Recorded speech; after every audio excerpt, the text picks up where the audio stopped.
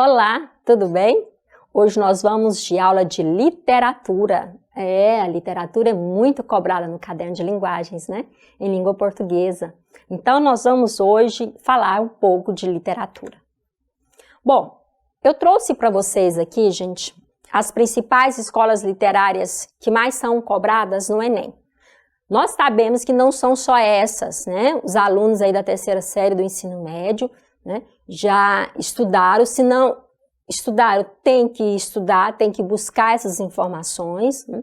Então, a escola do modernismo, romantismo, o barroco, o quinhentismo, o realismo, o naturalismo, o simbolismo, o concretismo, arcadismos. São essas as que mais são cobradas no Enem. Nós sabemos que nós temos outras escolas literárias, mas ela tem uma tendência de cair mais, de ser mais cobradas. Por isso que eu trago aqui para vocês as principais escolas literárias. Então, eu gostaria que vocês estudassem mais essas escolas, que vocês fizessem uma revisão. Se vocês ainda não viram, é o momento oportuno de ir lá e estudar, né? Então, o que vocês vão estudar, então, cada escola literária? É importante vocês contextualizar o tempo histórico, em que época que aconteceu dentro da história, eu observar os movimentos artísticos que estavam acontecendo naquela época e os principais autores. Então, voltando aqui, o que eu quero dizer? Por exemplo, lá em romantismo, vou dar um exemplo de romantismo para a gente se situar. Quando eu vou estudar a escola literária do romantismo, lá já na segunda série, o que eu tenho que observar? Eu tenho que observar o fato histórico. Então, esse fato histórico, né? São mais de um, mas eu vou citar apenas um aqui.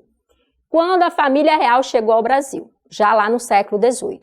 Então, quando eles vieram, toda a família real veio para o Brasil, então foi um fato histórico que marcou, então, essa escola literária. E com isso, nós tivemos o quê? Manifestações artísticas.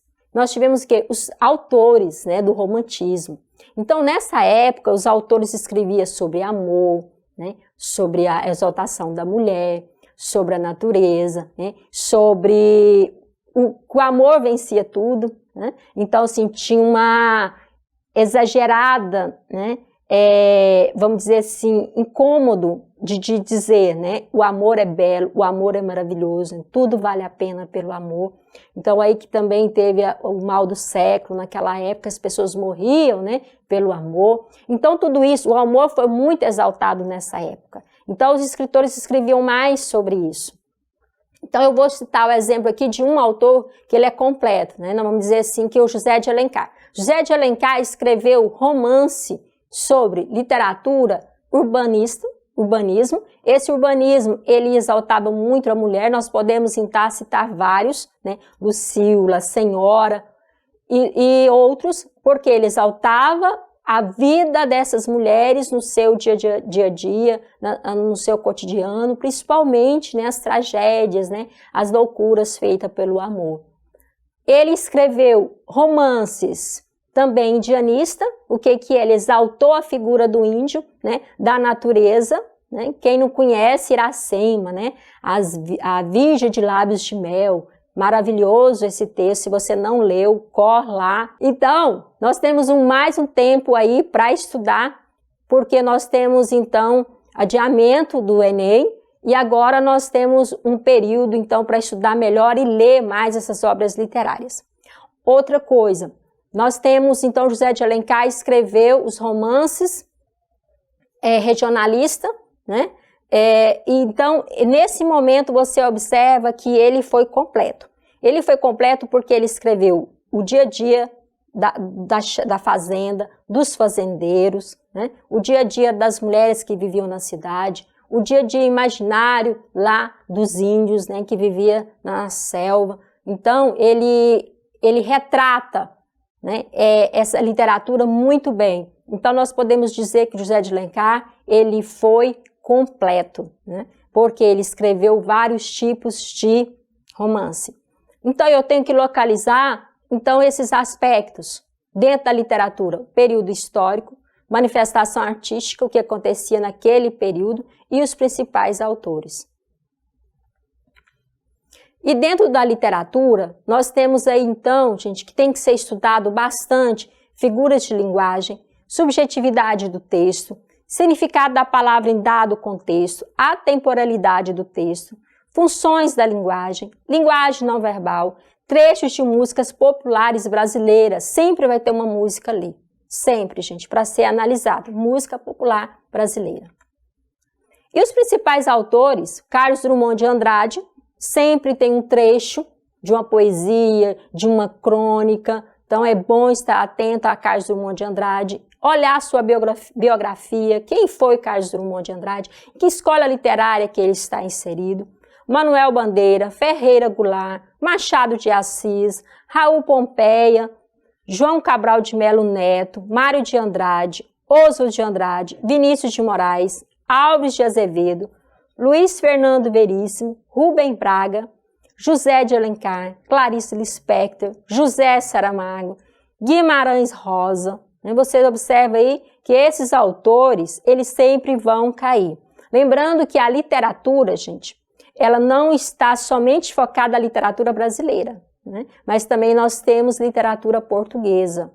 É mencionado alguns autores, sim, da literatura portuguesa e até outras literaturas, a gente vai chamar de literatura universal. Então é bom estar atento a esses tipos de literaturas, não só brasileira. Nesses autores aí, pesquisa um pouquinho, é importante saber da vida desses autores. Vai lá para a internet, vai lá para o YouTube, vai lá para as notícias, né? E vocês vão conhecer um pouco da vida desses autores. Então agora nós vamos para uma questão 25 do Enem 2018. Vocês conseguem visualizar aí?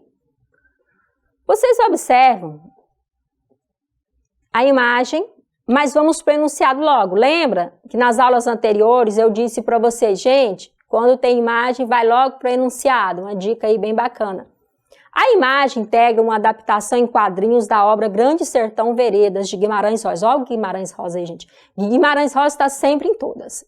É difícil você encontrar uma prova do Enem que não está lá falando do Guimarães Rosa.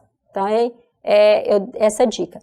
Então, na apresentação gráfica, a inter-relação de diferentes linguagens caracteriza-se por, olha só, nesse momento, não está dizendo aqui que você tem que ter tido contato com a obra, você tem que ter lido. Se você leu, maravilha, ótimo. Mas se você não leu essa obra literária, né, Grande Sertão Veredas, vamos então a ter o que o enunciado está pedindo. Então essa imagem, que é esse desenho, tem uma linguagem mista aí, linguagem verbal e não verbal, é uma adaptação, o enunciado diz para nós que é uma adaptação em quadrinhos, né? Desenhos, quadrinhos, é uma adaptação. Então existe o livro literário, a obra completa, e aí houve o que? Uma adaptação. Nessa adaptação construiu o que? Uma história em quadrinho, né? Então ele está afirmando isso. No primeiro momento, no primeiro período aí do enunciado, ele afirma isso. Vamos para o segundo período. O que é o segundo período, gente? Logo depois do ponto final, né? Só para relembrar. Na representação gráfica do desenho, a inter-relação de diferentes linguagens caracteriza-se por... Então, eu tenho um livro literário, a obra integral, e eu tenho, então, uma história em quadrinho que houve com a adaptação. O que vocês observam aí nessa imagem? Vamos voltar para a imagem agora. Você observa, então, nós temos aí um cachorro, né? Você vê um revólver, você vê, então, e pam, né? Você vê que houve o quê? Matou, né, o animal. Você observa aí uma linguagem coloquial, você observa, porque é uma característica, né, essa linguagem regionalista, do Guimarães Rosa. Então, você observa aí uma certa violência, né, matando, então, esse animal. Então, vamos às alternativas. Letra A, romper com a linearidade das ações da narrativa literária. Rompeu, gente. O que está pedindo? Na representação gráfica, no desenho, a inter-relação de diferentes linguagens, a linguagem verbal e não verbal. Quebrou aí essa continuidade. O que é linearidade? É continuidade. Vocês acham que quando eu passo para a história em quadrinho, acaba? Não, não acaba. A história continua. A gente sabe que houve uma adaptação, mas o sentido da história, ela não acaba, ela não rompe. Então, não é a letra A de forma alguma. Letra B. Mostrar de forma fidedigna passagem representativa da história, né? O que é fidedigno? Né? É você seguir fielmente a história? Não. Quando eu pego um livro, uma obra literária, e esse livro ele se torna uma novela, uma peça teatral ou história em quadrinho, é muito difícil você ser fidedigno e dizer tudo da mesma forma. Então, quando você lê um livro e você vai assistir uma novela, ou você vai assistir uma minissérie, ou você vai assistir ao filme, você observa que não há fidedignidade ali. Foge um pouco, justamente por causa do tempo, né? O livro ele é mais extenso, né? E dá para você, então, desenrolar mais as histórias. Geralmente, quando vai para a história em quadrinho, vai para um filme, vai para uma novela, então muda-se algumas partes, corta algumas partes, isso é normal. Então, não é fidedigno. Articular a tensão do romance às desproporcionalidade das formas. Não, a gente não vê aí questão de forma, né, gente? Letra D. Potencializar a dramaticidade do episódio com recursos de artes visuais. Então, essa aí é a correta, porque a dramaticidade, né, matou, olha o revólver aí, então há um drama aí nesse episódio, ele potencializa, ele mostra aí como que foi, né, como se matou, então, esse animal. Então, ele usa de recursos de artes visuais aí, você observa que houve um drama aí, olha para você ver essa imagem aí da figura desse animal. Letra E, desconstruir a diagramação do texto literário pelo desequilíbrio da composição. Então, não foi a intenção, olha, vamos voltar no enunciado, na representação gráfica, o desenho, a inter-relação de diferentes linguagens, né? Linguagem verbal e não verbal, o desenho, caracteriza por potencializar, o desenho e potencializa, então, a dramaticidade, e não desconstrói a diagramação do texto literário, de forma alguma, né? Então, a análise da questão. Para responder essa questão, você deve observar a imagem, a cor escura do animal, o revólver na mão que evidencia a tensão, a presença do demo, né, do demônio aí, palavras como tiro, mataram, a onomatopeia pan, indica então as violências nesse quadrinho. Então, a nossa resposta aí, como nós já discutimos, então, é a letra D. Vamos mais uma questão, a questão 33, 2019. Inverno, inverno, inverno. Triste nevoeiros, frios negrumes da longa treva boreal. Descampados de gelo, cujo limite escapamo-nos sempre, desesperadamente. Para lá do horizonte, perpétua solidão. Inóspita, onde apenas se ouve a voz do vento que passa uivando como uma legião de lobos, através da cidade de catedrais e túmulos de cristal numa planície. Fantasmas que a miragem povoa e animam. Tudo isto, decepções, obscuridade, solidão, desespero e a hora invisível que passa como vento. Tudo isto é um frio inverno da vida. Há no espírito o luto profundo daquele céu de bruma dos lugares onde a natureza dorme por meses, à espera do sol avaro que não vem. Raul Pompeia, então, Canções Sem Metro.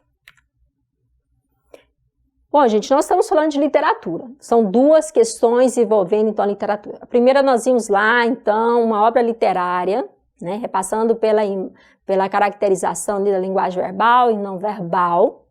Então, Guimarães Rosa, um modernista, é bom a gente saber em que época que ele foi, mas ali queria saber se você compreendia aquelas imagens ali, então, para potencializar, então, as artes visuais. Aqui, outra literatura, né, nós vemos de Raul Pompeia. Vamos situar, então, Raul Pompeia. Raul Pompeia está lá no realismo e naturalismo, né? O realismo e o naturalismo, os grandes expoentes, vamos dizer assim, é o Machado de Assis e Luiz Alves Aloysio, né? O Aloysio. Nesse momento aqui, o que a gente vê?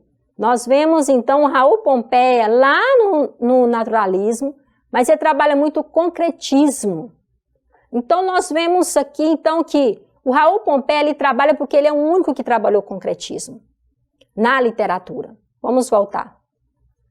Reconhecido pela linguagem impressionista, Raul Pompeia desenvolveu na prosa poética. Gente, o que é prosa? Textos em parágrafos, né? Poesia, o poético, trechos, versos e estrofe. Na prosa, eu posso ter uma prosa poética? Sim. Eu posso falar de tristeza, de alegria, de amor, eu posso exaltar algo, eu posso trazer esse texto em prosa, em parágrafo, trazendo então essa poesia para dentro dele, né? Então, olha só, reconhecido pela linguagem impressionista, Raul Pompeia desenvolveu na prosa poética, está afirmando, em que se observava imprecisão no sentido dos vocábulos, imprecisão no sentido dos vocábulos das palavras. Lembram que eu falei para vocês que vocábulo é o quê? Palavras. Então, nesse momento aí, esse enunciado, ele afirma que esse poeta usa essa linguagem e que ele desenvolveu na prosa, em parágrafos, uma poesia dentro desses parágrafos, dentro dessa prosa, em que se observa imprecisão. As palavras têm, às vezes, alguns sentidos e que a gente tem que observar, então, quais são os sentidos dessas palavras, essa imprecisão. Vamos, então, às letras, às alternativas. A correta aí, nós vamos observar alternativa por alternativa. Então, o sentido dos vocábulos é a imprecisão no sentido dos vocábulos, né? Já essa alternativa aí, ela já está descartada. B, há uma dramaticidade como elemento expressivo. Se exprime aí, tem um drama, a gente não vê isso. C, subjetividade em oposição à verossimilhança. Gente, o que é a verossimilhança?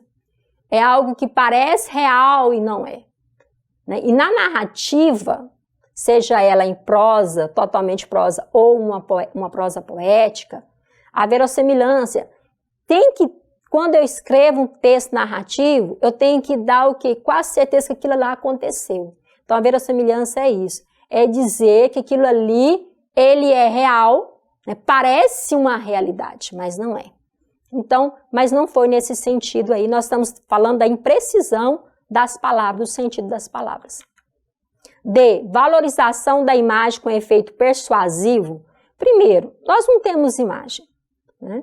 Então, aqui está pedindo que o sentido dos vocábulos. Letra D, plasticidade verbal vinculada à cadência melódica. Gente, vamos ao texto. Tristes nevoeiros, frios negrumes da longa treva, boreal, descampados de gelo, cujo limite escapavam-nos sempre, desesperadamente, para lá do horizonte perpétua solidão, inóspita.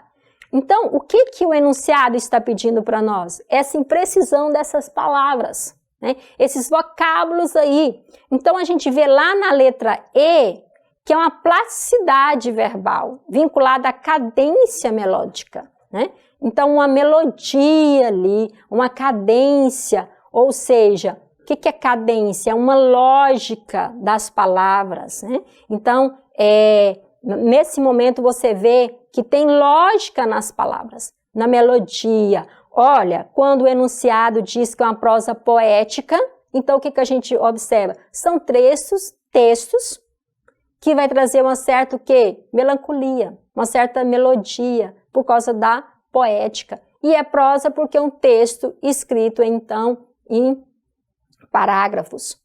E o sentido das palavras traz essa cadência, essa continuidade melódica. Se você ver todo o texto, você vai perceber isso.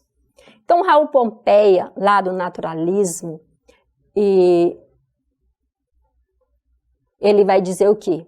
Nesse texto em prosa, emprega recursos próprios da poesia, como a plasticidade verbal, intensa da descrição muito sugestiva da paisagem de inferno. Pode-se notar também o uso de elementos que dão ao texto cadência melódica, a partir de ritmos percebidos pelas construções frásicas e também no uso de assonâncias e aliterações, repetições de vogais, repetições de consoantes. Então, isso aí dá uma certa melodia ao texto em prosa. Então, o que Raul Pompeia escreveu aí? ele escreveu um texto em prosa, mas que traz uma melodia para os seus textos, né? E essas melodias são feitas de quê? De repetições, dessas assonâncias, dessas aliterações. Então, hoje nós estudamos um pouco de literatura, né? Vimos aí as principais escolas literárias, os principais autores, e eu gostaria muito que vocês fizessem uma revisão disso tudo, observasse sempre a contextualização do momento histórico, a contextualização das artes, né, das obras, das manifestações artísticas, o seu período e os seus principais autores. Nas questões de literatura do Enem, as escolas literárias devem ser relacionadas a esse contexto histórico, as manifestações artísticas, não se esquecendo, então, dos seus principais autores. Gente, dá uma lidinha, vá conhecer quem são esses autores. Ouça podcast de resenha crítica literária, é uma sugestão que eu dou para você, se você não conseguir ler todos os livros, mas que você ouça aí, geralmente os podcasts têm 15, 20 minutos, é uma boa dica para você, então, ouvir e analisar, então, as resenhas críticas. Até a próxima aula, sucesso a todos vocês, bons estudos!